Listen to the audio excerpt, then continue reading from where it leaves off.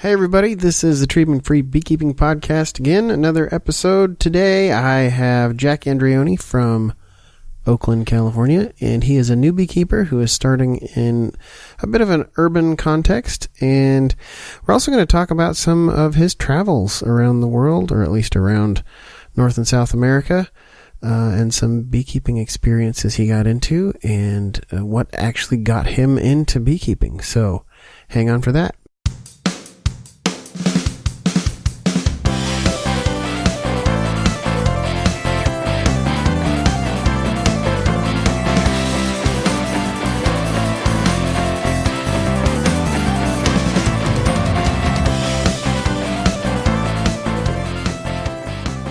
Where should we begin? Well, where would you like to begin? I know you wanted to stop by here, and I was broken. Yeah. So how are you feeling these days? I'm feeling much better. My ankle's still aching quite a bit. I'm in a walking cast boot thing now. Oh, gosh. My back's quite a bit better. I can be up all day with a brace. And my sacrum doesn't hardly give me any problems at all. Jeez, sounds like you had quite an accident there. That's I did. Tough. Oof. Unfortunately, I'm not able to lift anything for another good while, so that kind of rules out beekeeping. Yeah, I can imagine.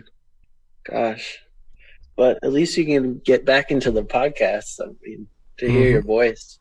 I've listened to every single one of those podcasts that you put out there, so I'm really excited to get a chance to talk with you. Awesome. Yeah. So I guess I could start just by telling you where I'm coming from, my whole background with bees specifically. I live in Oakland, California. That's where I'm from. And this is my first year keeping my own bees. But my first contact with beekeeping was back in 2012. I studied down in Chile in the university in Valparaiso, and I took a side trip with some students to a Mapuche indigenous community. And one of the people who lived there, Marisol, is an awesome beekeeper, and she hosted us for a few days, and we learned a lot about beekeeping, putting foundation, melting wax, doing inspections. This was during the spring there. You know, we were looking for swarm cells, and I saw my first varroa mite, and yeah, I got my first, few stings. I remember this one poignant moment where I was getting really confident with my inspections, ripping through the frames, and this big cloud of bees just comes right at my face. And I kind of got a lesson there, you got to take your time and listen to the bees and don't think that you are like the boss. So that was my first contact with bees. And then I kind of was interested in it, but I didn't come back to it for a few years.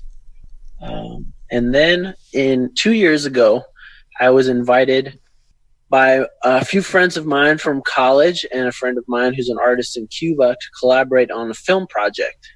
They got some money through the National Geographic Young Explorers grant to make a film about beekeeping in Cuba, specifically in the central region of Camagüey.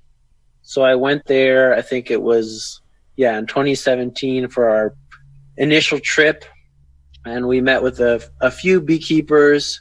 One of them was, or still is, a queen producer. And the other one is a small beekeeper who runs kind of a biodynamic farm / fruit forest where he collects different species of fruit trees and flowering plants so that his bees have food year round. Cuba is an interesting place to learn about bees because there are no chemicals allowed at all in Cuba in their agricultural system or in their beekeeping operation. It's also a totally government-controlled system. So to be a beekeeper in Cuba, even if you want to have one beehive, you have to go through a veterinarian and you have to become an associate of this big basically government-owned cooperative. They sell you the equipment, and you sell them the honey. And you have to abide by all these guidelines. You can't use any sort of chemicals. All your honey is tested. You have to switch the queens out every year. And then all the queen breeders are controlled by the government, and they're overseeing which queens are selected to be the breeder queens that are grafted off of. It's very, very strictly controlled. So that was interesting for me because I just decided to be a part of this film, and I didn't know that much about bees. So that was my first trip down. And then I went 2 other times where we really got in depth into learning about beekeeping there. It was super fascinating. And then I came back here to the Bay Area, and I got a job working with my family in construction. And that's when I started listening to your podcast, because I would be on my feet all day doing things with my hands, and it was kind of boring. So I wanted something to listen to, and I wanted to listen to something that I was interested in. So I said, okay, beekeeping, I'll search beekeeping. And I didn't really find much that was that interesting. I listened to one podcast with a bee culture magazine, and then I found your podcast, and I was like, okay, what is this about? I wasn't sure. I was kind of skeptical. I was like, okay, I know they're doing the chemical free thing in Cuba, but what is this whole deal about here? I was kind of like cautious. I didn't know if I was going to like it, if I was going to get into it. And I really got into it, and it was really surprising to me. And I got really interested in a lot of the interviews that you did with people doing alternative hive systems. The one with Les Crowder was super awesome. The swarm trap one with Jason Bruns was awesome as well. And which other one? I'm blanking on another one that I really loved. It'll come to me. But I just got really, really inspired, and the spring was rapidly approaching. And around this time, I met a beekeeper here in Oakland. He's one of the best known beekeepers. There's a lot of beekeepers here, but he's been doing this for a while. He came over from Yemen in the 80s, and he was beekeeping in Yemen since he was a little kid. And he came over here and started to do the same work. And he's my brother's neighbor. And I was walking my brother's dog, and we turn a corner, and we're literally under a freeway. And there's this old church house on the right. And in the front yard, there are nuke boxes stacked up haphazardly and bees flying out. I'm like, oh gosh, this is the guy I need to meet. So we've become really good friends, and I'm learning through him. I continue to learn through him. He has about 150 hives in different parts of the Bay Area. So we work together, and we also do extractions from buildings. So I was getting really inspired by my work with him, and also listening to the podcasts. And, I had all this pent up energy, and I just didn't know how to focus it. And then this light bulb hit me one day when I was looking around this job site. There was all this wood that was being thrown in the garbage. I mean, if you know anything about construction, it's just disgusting the amount of waste there is of all this wonderful material. And so I took some of it home, and I made myself a top bar box. And I said, all right, I guess I'm going to try this out. And one day in Alameda, which is a neighborhood close to Oakland, we got a call with Khalid to do a trap out on a bee tree. It's this beautiful old tree that these people selfishly want to cut down. And this hive has probably been in there for like 6 years. They still haven't been able to trap it out because it's just so strong. And every time we would try and make like a mesh funnel to get these bees to leave this cavity, swarms of other bees that could smell the honey would just come and cling to where the entrance is. So that's how I got my first swarm, and I put that in one of my homemade boxes. And then all of the spring and summer this year has just been kind of a whirlwind, because I've just been doing all these extractions on my own and catching swarms. And right now I have about 13 hives of my own. And so I built a bunch of these top bar hives out of this recycled material, and I experimented with doing partitions in hives, so I have multiple hives in one hive body. I took a queen rearing class in Davis, which was super awesome, so I tried my hand at a little bit of grafting too. Didn't have a ton of success, but I'm looking forward to next year trying again, because I really would love to get into the queen side of things too. I don't know. So right now I have my 13 hives. I'm excited because I haven't invested a lot of money into all this equipment. I've built it all myself, and I haven't invested a lot of money into these bees either.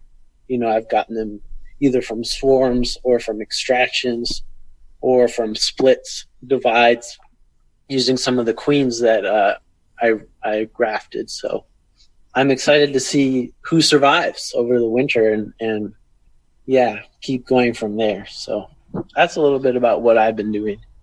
Well, that sounds awesome. And so you got a bit of this information from me and other places as well? I've kind of, since I'm doing this sort of alternative route, I don't have somebody who's like an expert on top bar hive beekeeping to be my, teacher. I've read a lot of different books. I've listened to a lot of the podcasts, and I'm kind of learning as I'm going, trying to figure things out. But I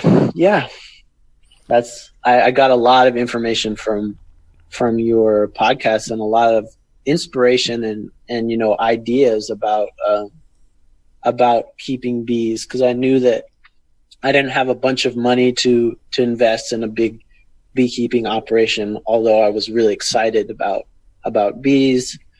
I knew that I didn't want chemicals to really be a part of what I do. It's just not something that I want to mess with. So I've taken a lot of what I've heard on your podcast and tried to apply it to what I'm doing. Yeah. Is Oakland there considered Africanized territory? I hear, so I'm a part of the Alameda County Beekeepers Association email chains, and there are hot hives that people report and ask to be relocated and ask for advice about, but I don't think we get a lot, but I'm not sure. I haven't personally had to deal with any bees that are super aggressive or Africanized seeming. I went down, my brother lives in Arizona, and I got a chance to go down to the bee lab there in Tucson. Mm-hmm. It was fascinating. If anybody gets a chance to go to that lab, just walk in, and the people there are super friendly, and they gave us a tour and explained a lot of the research that they're doing. And they had all these really old looking pamphlets about Africanized bees and how to deal with them and how to identify them and stuff. So I have all that stuff saved. It's pretty interesting. In Cuba, the bees were super, super aggressive. I don't know if they were Africanized, but they just, and we didn't have any veils or anything, because that type of stuff is so scarce. It's hard to find. And so I was just wearing a long sleeve shirt and kind of a cowboy hat with some sort of mesh over my face. And I was doing sound recording.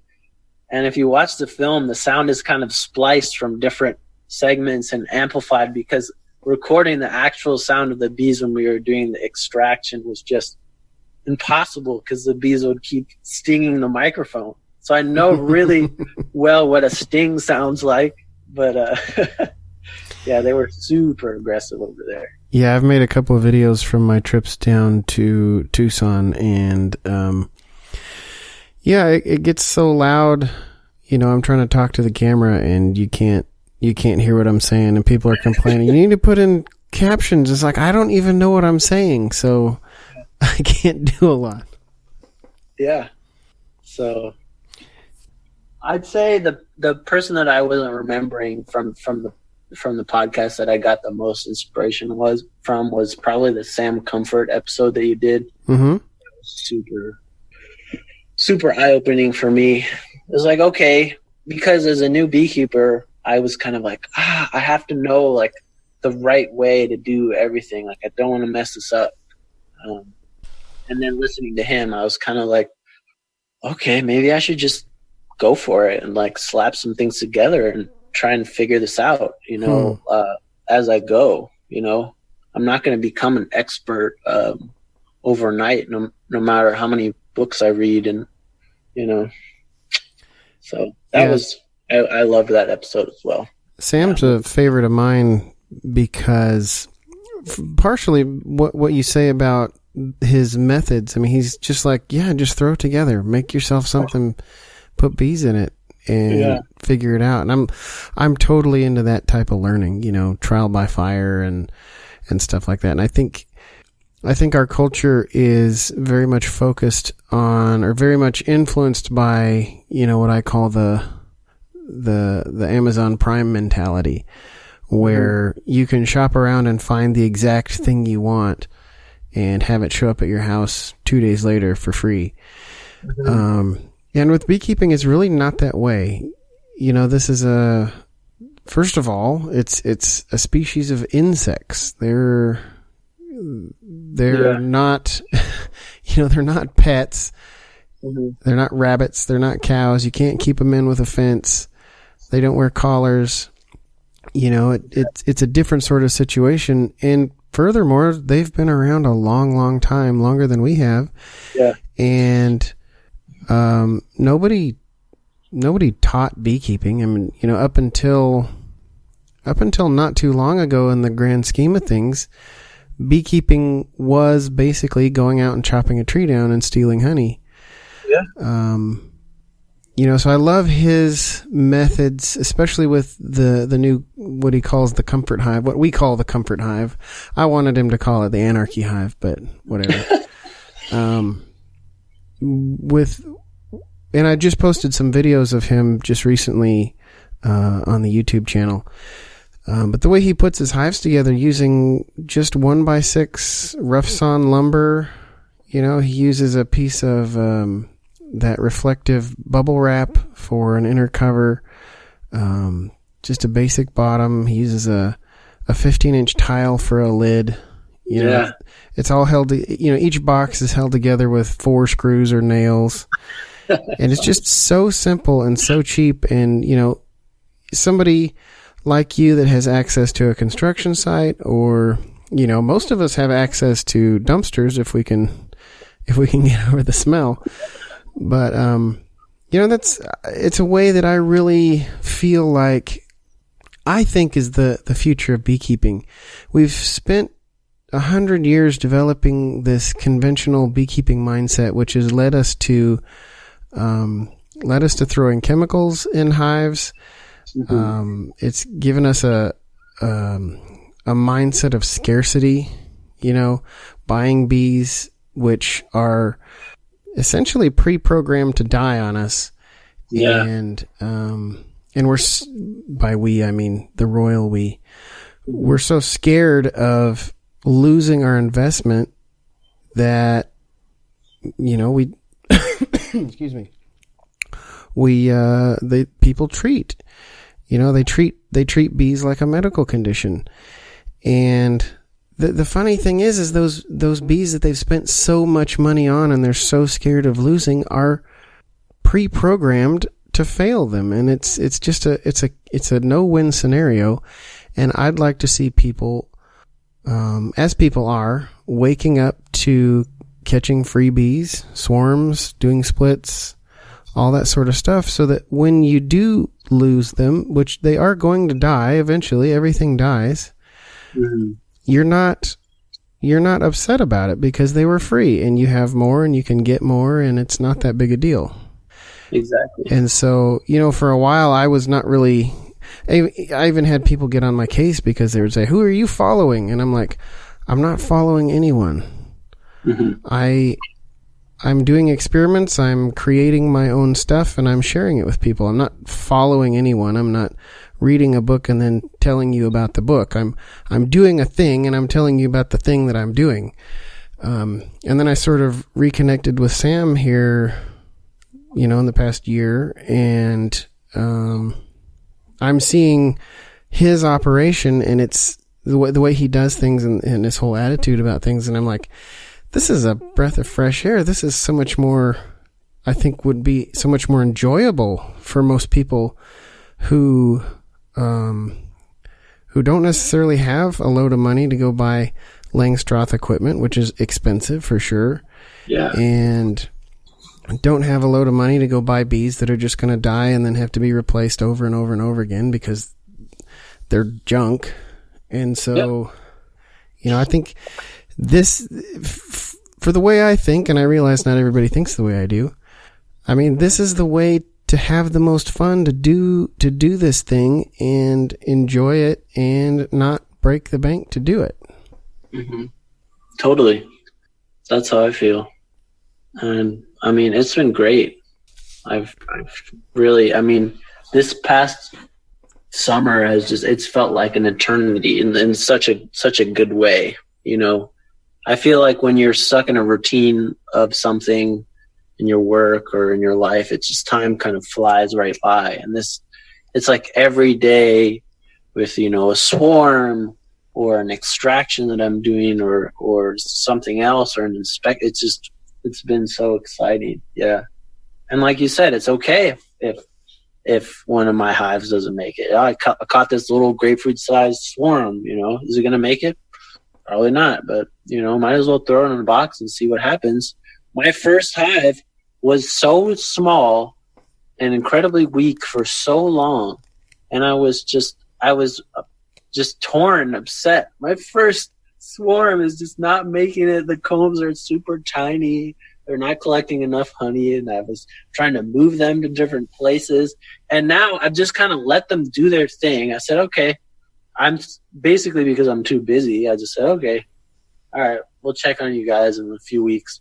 And they're now my strongest hive. They've filled up the entire huge box. So it just goes to show you never know what's going to happen. And that's the exciting part of it, and it's just been so impressive to me, doing extractions, just how fascinating it is, the way that the bees build, and just the incredible strength that some of these wild urban bee colonies have. I mean, the second swarm that I caught was out on 85th in East Oakland, which is kind of a rougher area. It's like way out there. And, it's nice, but it's not where you would think when you think of bees, you don't picture them like thriving in that type of area. But I caught this huge swarm that came from some sort of building where they had, a hive living in there. I wasn't sure where. And then I got a call a couple months later from this lady.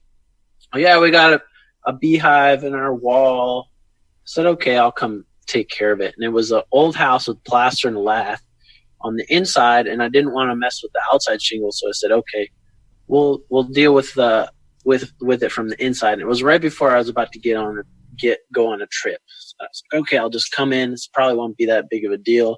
Just open the wall, take some honeycombs out, bada bing, bada boom. I mean, that thing was in between 3 stud bays, and it was probably like 10 or 12 feet up. Like the entire wall was just a solid mass of honeycomb. And then they stored all the honey on the right side in the stud bay. And there was well over 100 pounds plus of honey stored in there. It was just incredible. And now those genetics are here.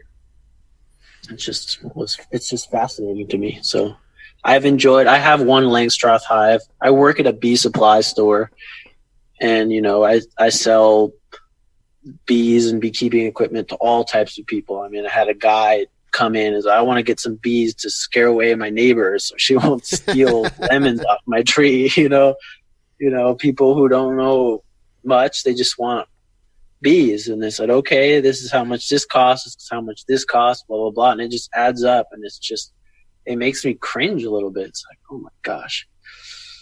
And so I said, okay, I might as well try it. I might as well try having one Langstroth hive. So I have one Langstroth hive at a neighbor's house who has Lyme disease, and she does apitherapy. She stings herself 3 times a week, 10 times on her spine, and swears that it's the only thing that has helped her with her disease. I think she's now tested negative for Lyme after a few months of treatment. And of course she has to keep doing this for years, but it's pretty incredible. But yeah, now that I've gotten used to working with my own hives, I mean, there's a satisfaction of handling something that you've built with your own hands, however janky it is in certain ways.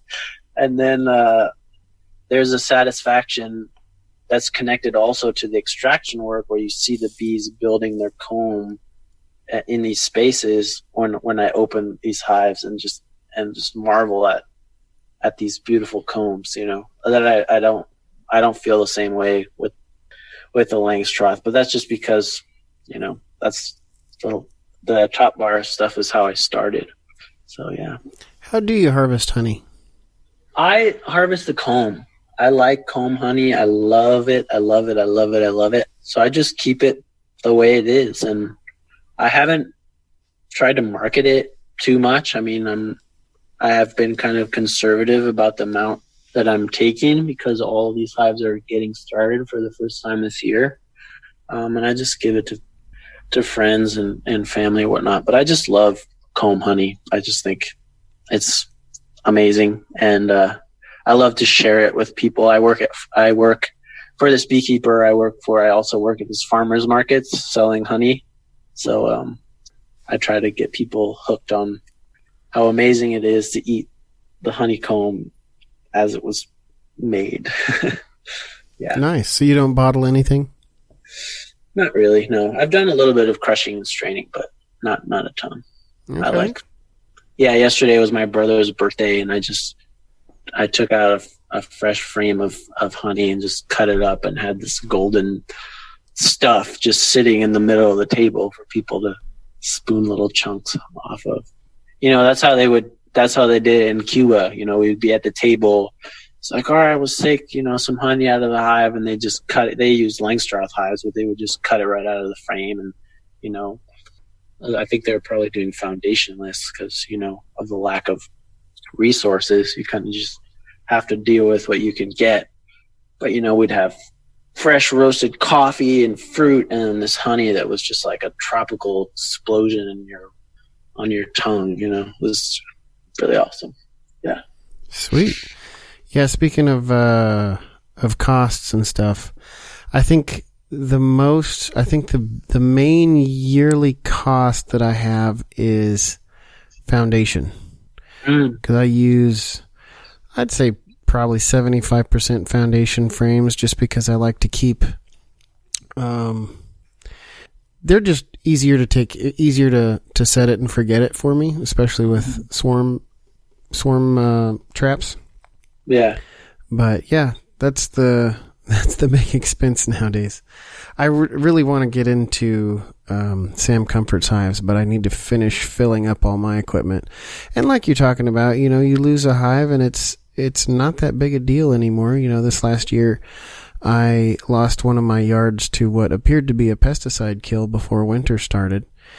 And, it's kind of a drag, but I had bees elsewhere and everything was fine, and I know how to make more. So the only major issue is now I have all this empty comb. What am I going to do with all this empty comb so it doesn't get eaten by wax moths? And yeah, totally. I even collected a bunch of honey off those dead hives and put it on some other hives for storage. Yeah. And I still, because I hurt myself, I haven't gotten around to harvesting it. So I've got these 3 giant hives in my front yard that each have probably 200, 300 pounds of honey on them, that they're just kind of holding it for me. So I guess maybe I'll have to wait till next year. Yeah, I hope that you get healed up here quick and you can get back at it. Yeah, and I have. I've been trying to build up the splits that I made earlier this this summer. I sort of took Sam's sort of micro walkaway split idea and tried it with some with my queen castles. So I put one frame of open brood in there, and then one comb of honey, maybe anyway, combination of honey and pollen. And then I made 6 nukes that way, stuck them in a closet in the basement for 3 days, and then took them out in the backyard. And let's see, all of the medium ones survived, and 1 out of the 3 deep ones survived, and it worked pretty well. So they're out in the back now. They've grown a little slowly. I'm still getting used to this new location. I just bought a house back in May, after moving around for about 5 years. So now I'm settled in a spot now, and this is my spot, and this is where my bees are now, and I'm here with them, and so I'm excited about where we're going to go, and I'm very interested to see how the nectar flows and things work around here, because I'm surrounded by irrigated farmland and pasture land, and I'm sort of in sort of the L area between a river, the major river in our area, and a side creek. I'm sort of between those two, so there's plenty of water around. But the place wasn't very taken care of, and so it's been kind of interesting, because as we've been watering the backyard, when we moved in, there was nothing growing but just weed grasses, and now there's loads of clover popping up out of nowhere. Awesome. That's great. And it gets pretty dry there in the summer, right? I mean, I was just there recently. It seemed a little bit dry. Yeah, like here. We generally don't have any rain between May and September. It started back raining now. We just had several straight days of rain, so it's back to being moist. Yeah. But yeah, during the summer, there's no rain at all. Yeah. It's funny because I just had my first taste of Medford, Oregon honey today. Really? Because I was up there, right? I was planning on visiting you. Then I had car troubles, and I ended up spending the night with a family friend just, down the road a few miles. And they had bees on their property, and I met with the beekeeper there. And he couldn't stop talking about how much honey apparently he was getting off of the hemp crops. And I was like, I don't know. But a friend of mine who had just gone up there to visit with that family brought me back a jar of his honey. So it was really good stuff. I enjoyed it. Yeah, you mentioned that, and I don't know how that's possible, since cannabis and hemp don't have flowers. So they might be picking up pollen from somewhere, but nobody's raising male plants, so I doubt that's happening. The thing that could be happening is, because there's now so much more irrigated land because of the hemp, the dirt between the rows, a lot of the fields have a lot of weeds, and that could definitely contribute to honey. Yeah, for sure. Yeah, I'm not sure exactly how that would be possible either, but he couldn't shut up about it, so. Well, whatever works, right? Exactly, whatever works. So you mentioned queen castles. That's something that I tried. I built these, basically, they're equivalent to a 10-frame box or 10-bar box. And then I put in partitions in there so that I think I ended up with, 4 2-bar hives. And I put disc entrances on either side, on all sides of the box, And I didn't get, I wasn't super successful, and I was a little disappointed. I think part of it or all of it was just like faulty design. The partitions, I feel like, could have been designed better to make sure that there was no communication at all. It was kind of thrown together haphazardly. But yeah, in each box, I would put, in each partition, I would put 1 queen cell that I got after I grafted. And then most of the time, I'd only get 1 or 2 that I would see laying in there. So eventually I gave up and kind of just, I don't know, I just took the partitions out and let them be their own individual hives, and they're doing really well now. And so now I'm in kind of it's not a conundrum, but I'm trying to figure out how to proceed. I want to build more of these boxes because I have all these bees, and some of them are going to want to expand next year, and I want to be ready. But I want to design something that's going to be as versatile as possible, because I found it awesome with these longer hives, just like Les Crowder was saying, to have the partitions in there so that I can have 2 hives, potentially 3 hives in one box, and there be no communication between each of them. Mm-hmm. And it's been great because sometimes I'll have a really strong hive, and then I'll have just enough space in that same hive body to put another hive that's not doing as well. And potentially, if I need to, those 2 could be combined at some point, and then I have this weaker hive with a queen that's still doing well, but she just has less resources to work with, and in case I need a new queen at some point, you know what I mean? So right now I'm working on designing this box, so it'll be just a few inches longer than the one that I originally built to save lumber. It'll be 4 feet long, and then I'll use disc entrances both on the sides and on each of the faces, so that I can choose to have or to not to have entrances in different parts of the hive body depending on where the partitions are going to be set in, you know? So I want to have it be pretty versatile. That sounds similar to a 21 frame Langstroth box that I made that has 4 entrances, 1 on each end and then 1 on each side offset, so that I can put dividers in and have 4 separate 5 frame nukes in there. Exactly. That's what I essentially want to do. My question for you was, I had this epiphany because I'm trying to design the dividers, and my boss, the guy that I work with, Khaled, he has this whole system where he makes these screen bottom boards that he can essentially stack one hive on top of another hive. They're separate hives, but there's a screen bottom board in between that's designed so that it can either be used for a 5-frame nuke box or for a 10-frame box. And so there's communication in terms of the smell, like the pheromone of the queen. So the bees are all familiar. They all have the same scent. And so if need be, those hives can be combined at any time or not. You know, that's his idea. And so I was trying to design these partitions, and I'm thinking, okay, how can I design this so that in an instant I can make it fit my needs? So let's say I need a solid partition at one point so there's no communication.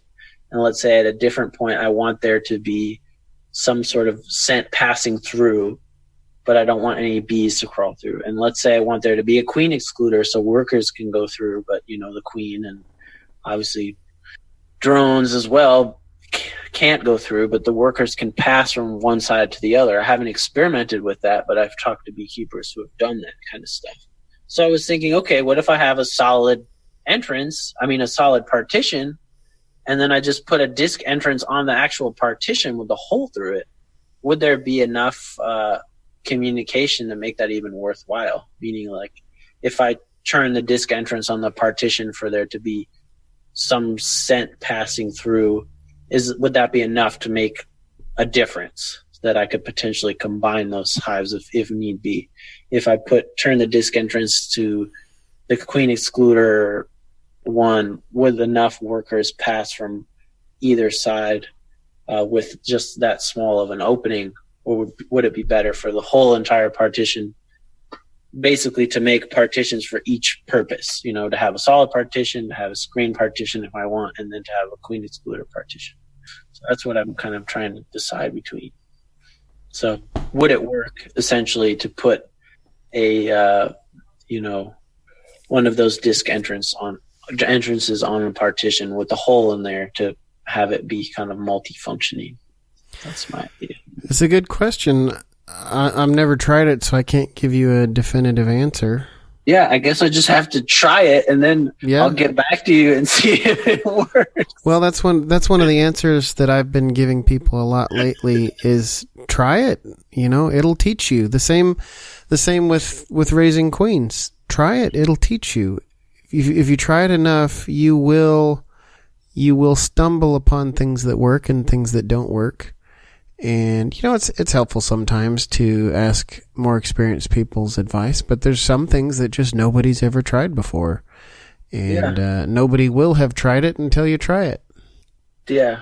And it's encouraging to hear that because, in my life, I'm 27 now, and I've tried a lot of crazy stuff, and I'll get really into something, and then, I won't get bored of it, but, I'll lose interest or I'll get discouraged because of something, and then I'll move on to the next thing. And I've kind of gotten to the point where I'm like, okay, I'm tired of switching all the time. And I feel really excited about bees and having this be a part of my life as long as I can, as long as I'm on this planet. And I don't want to be discouraged. And so I had terrible success with my grafting. When I did the graft at the class up in Davis, I did really well. I got, almost all of my grafts to take. But then when I got home, it didn't work out that way. And I tried and I tried and I tried in different ways, and it didn't work. And it's like, from that point, how do you continue? You say, oh, man, I'm just not good at this. This doesn't work. This is too hard. Maybe if I had spent a bunch of money on like fancy equipment and stuff and, and it's just like a total failure, but it's just, I have to look at it as part of the first step in my learning process, and yeah. Yeah, I don't think a bunch of equipment is necessary.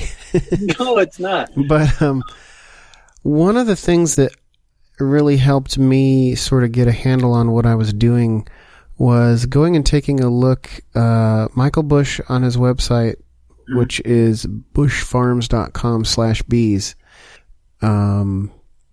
He's got sort of a catalog of old, out-of-print beekeeping books that he has brought back into print, but they're there on his website for free, and you can read them. And I forget the names of the books and the authors now, but these are queen breeding books from more than 100 years ago, and so these methods that were developed by these beekeepers in the absence of modern technology and information sharing, and so they can be very valuable in helping you to get the nuance. Because a lot of times with queen rearing, I find there's things that you find in books that tell you to do, and you're just like, I don't know why I'm supposed to do this. Yeah. And you find through practice that it actually works or helps. And so, there's... Yeah. We tend to think of our universe right now as always acquiring information and never losing something because of Google, because of YouTube. Mm-hmm. But really we have lost. It's just a matter of finding it. It's still there. It's just a matter of finding it. And so in a lot of ways there's no need to reinvent the wheel. Exactly. But at the same time, we are in a new era. We are, they didn't have varroa mites back in 1910 or whatever. It's a different time, different equipment, some of the same equipment, but different mindset, different sort of, what's the word I'm looking for? Animal husbandry sort of attitude that we don't really have as much today because we've been enamored with the sort of medical mindset, take a pill for whatever ails you. But I think I think there's much more value in struggling with our problems and finding a way through sharing and community and helping one another along. Mm-hmm. Totally. Speaking of that community piece, one of the things that coming from Cuba and not really knowing much about beekeeping culture here in the States, and then going to an association meeting and talking to folks and bringing up some of the ideas from your podcast, some ideas about alternative hives. I was just really shocked about how much very violent disagreement there was between folks, and it just was really offsetting and just off-putting and kind of so I don't really know what to think about that, as a young person who's, just getting started in this. I hope in the future and want to find a way for that not to be a thing, I mean, we're all essentially doing the same thing. We all love bees. We have our own methods. There are a million ways to do everything. And I don't want to be, heckled for the way I do things. And I don't want to heckle somebody else for doing things the way they do things. Everyone has their method. And you can learn a lot, I've found, from academics and professionals and people who've been doing this for a really long time. You can learn a lot from the hobbyists who's come up with some crazy homemade high ventilation thing, like the guys at the beekeeping meetings come up with. Some of that stuff is super awesome. And you can learn a lot from the guy in Cuba and Mexico and Senegal who's, just getting by with what he or she has and doing great work in their environment. So I don't know. I've talked a lot with my boss, Khalid Al-Maghafi, the Yemeni guy, about this. How could we create more of a community, even a global type of community that brings people together more in a constructive way? That's a future that I would love to see, but I don't know how realistic that is. Yeah. Well, like with everything, it takes time. You know, when I started the treatment-free beekeeping Facebook group years ago, I've said this many times, I was only expecting a few hundred people, and have a nice tight-knit community. But it's been successful beyond my wildest dreams. We've got around 33,000 people in the group right now, and it's become it's a job now just to keep track of everything and keep everything on topic. So there's definitely a shift toward what we're doing. In the beginning, we were probably quite a bit more militant than we are now because we were under so much pressure and so much opposition. Yeah. But now, one of our moderators went to Epimondia this year. Sam was also there, and a number of other knowledgeable treatment-free beekeeping speakers and people, and they had a whole treatment-free beekeeping section this year. When has that ever happened before? My prediction has been for years that eventually there won't be treatment-free beekeeping anymore. It'll just be beekeeping. That's the goal, because it's not that we've done something new or amazing. It's that we've just realized where we got off track, and we backtracked and we found where we're supposed to be, and a lot more people are doing that. So many people, I'm probably among the oldest of millennials, however you define the generations. But a lot of people in my generation they're just not interested in that sort of factory farming mindset anymore.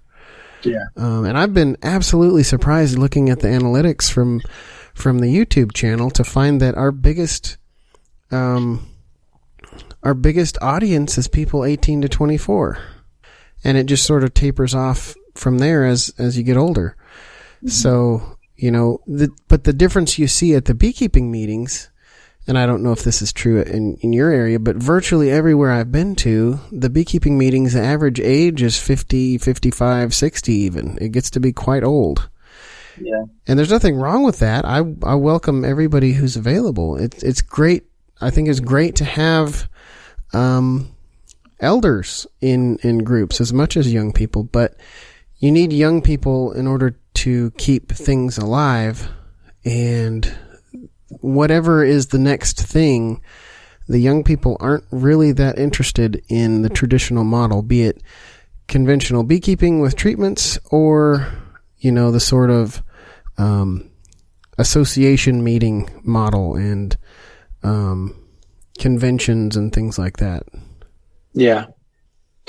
Yeah, I think you're right. There's a shift happening there. So it's exciting. It's exciting stuff. Yeah. Yeah.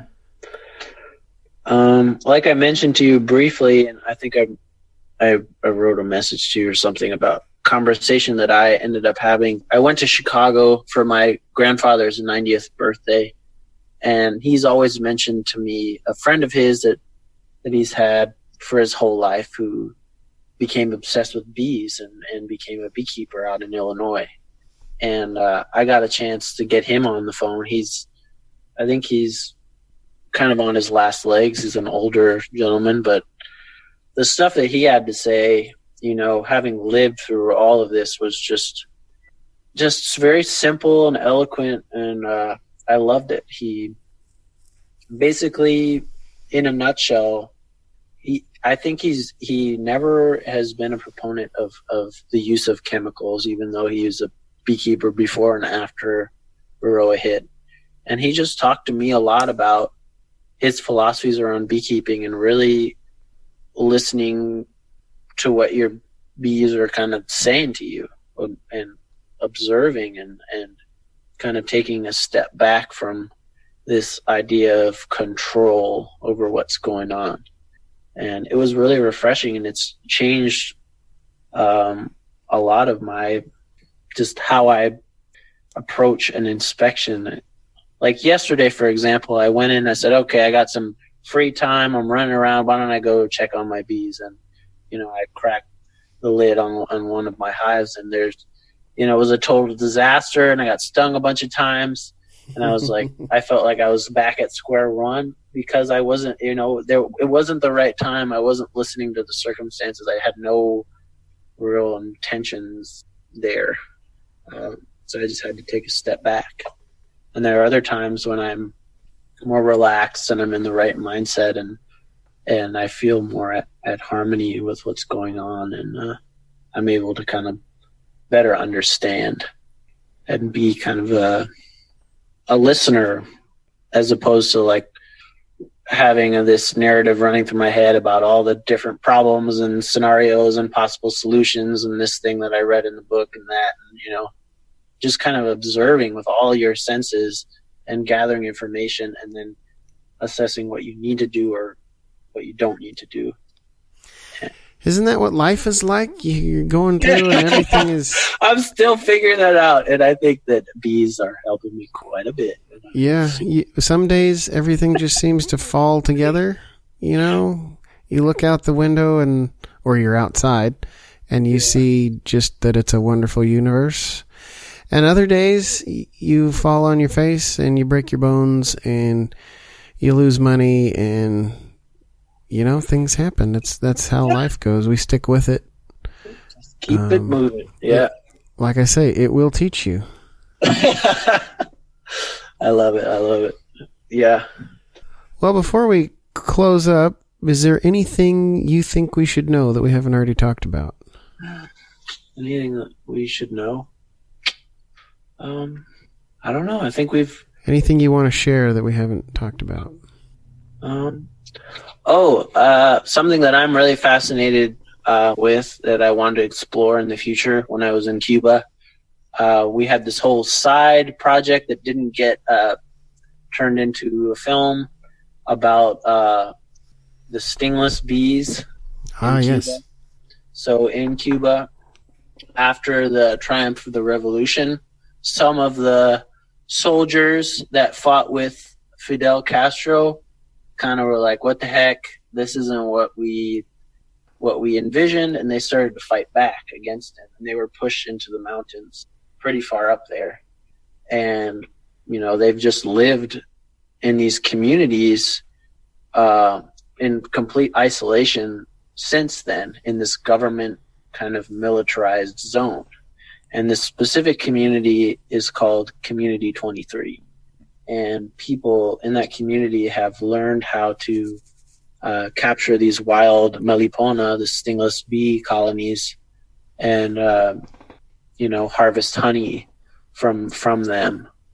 And they have all sorts of claims about the medicinal benefits of this other type of honey. So I'm really fascinated with this, obviously there are all sorts of different kinds of bees. I just got this awesome book that my friend Sam gave me, and I'm learning a lot about bumblebees and the solitary bees and different types of bees. But I don't know, there's something about Apis mellifera that just really fascinates me. So in the future in my life, I want to definitely go back to Cuba and film this story. I want to go to Oaxaca and learn, because they have some more of industrialized operations with this type of bee, where they use little vacuums to suck the honey out of the pots. And this spans down through Mexico, Central America, Colombia, Brazil. I mean, there are, I don't know how many different species, but there are a lot. And this is something that I, in my wildest, dreams, I want to continue to explore and learn about that stuff too. So I love it. Where can we see the movie you worked on? We're still working with National Geographic to get all the media rights. They technically have rights to the video, and they haven't gotten back to us to be able to publicly post it. It was up on YouTube, right, for a long time, and then we had to take it down. The film is called Biographies of Beekeepers. It's based, the title is based off of my friend Adrian, who's a Cuban's grandfather's essay, a title of an essay that he wrote, which was called The Biography of a Beekeeper, his memoirs as a beekeeper. So we wanted to tell stories of these two beekeepers that we found in Cuba. So if you search Biographies of Beekeepers now, you'll probably find the trailer to the film that was made. The principal artist his name is Adrian Diaz. He's a super amazing video artist and an awesome person. And hopefully soon we'll get the go-ahead from National Geographic, and we can distribute it, publish it publicly. And sometimes I send out little private links to people who ask. So that's an option too. But maybe I'm not supposed to do that or say that. Well, I leave that up to you. Yeah, but I guess if people get in contact with me through Facebook, I don't use social media that much, but I've been doing a little bit more. I can send private links to folks and stuff. But hopefully, the whole idea of filming bees and beekeeping and its many different forms and facets around the planet continues to be a thing that's a part of my life and just the world in general, because it's such a cool platform to understand things and to get these really amazing stories told. So, yeah. So these are just a couple stories from Cuba that from, millions out there that still have to be told in the future. So awesome. Let's see. If people want to get a hold of you, what's the best way to do that? Just probably through Facebook. My name's Jack Andreoni. I don't have a website or anything like that. Maybe in the future I'll get things together and we'll see. I'm just, like I said, I'm just getting started. I'm not an expert, never will be, always learning and always looking for new experiments, new mistakes, new inspirations. So, yeah. Well, it's been a pleasure having you on the podcast today. Thank you. It's been a pleasure to finally, link up with you. I kind of sent you a message on a whim. It's surreal to be talking with you, to this voice that I'd play in my head for like 18 billion hours while I do demolition work and construction sites and sweep floors. I mean, I really do appreciate a lot the work that you put into the podcast. I don't use a Facebook page at all, really, but the podcast it's awesome, and it's really probably one of the biggest. I would say the reason why I'm doing what I'm doing right now, and I've found such a sense of fulfillment in what I'm doing right now. So thanks, I appreciate it. Well, thank you. That means a lot to me. Yeah. So keep it up. Even if you got a broken back, we still are looking for more. So awesome. I have no plans to quit. And as you said, if you send me an email, send me a message on Facebook, I pretty much answer everybody unless you're a jerk. So I'm not so famous that I can't be gotten a hold of. Yeah. I sometimes say that I'm beekeeping famous, which means nobody's ever heard of me. Yeah. Anyways, thank you so much. And I'll be in touch in the future if I have any other questions about beekeeping or life or any other things.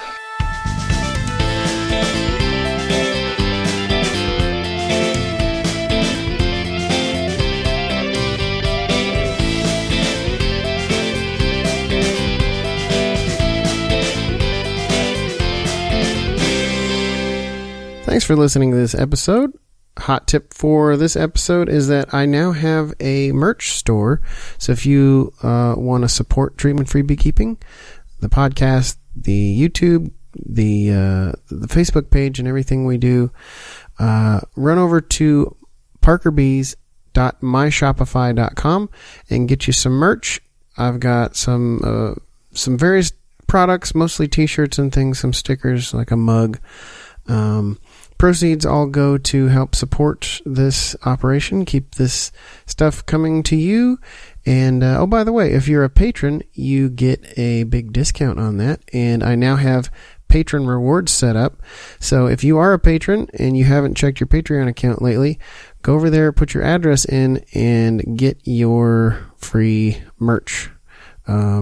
Free things start at $2, and they get better and better as you give more per month. Pretty simple. And above $5, you get a big old 30% discount. So that's good too. Anyway, go check that out. Thanks for listening. I have been Solomon. I will talk to you next time.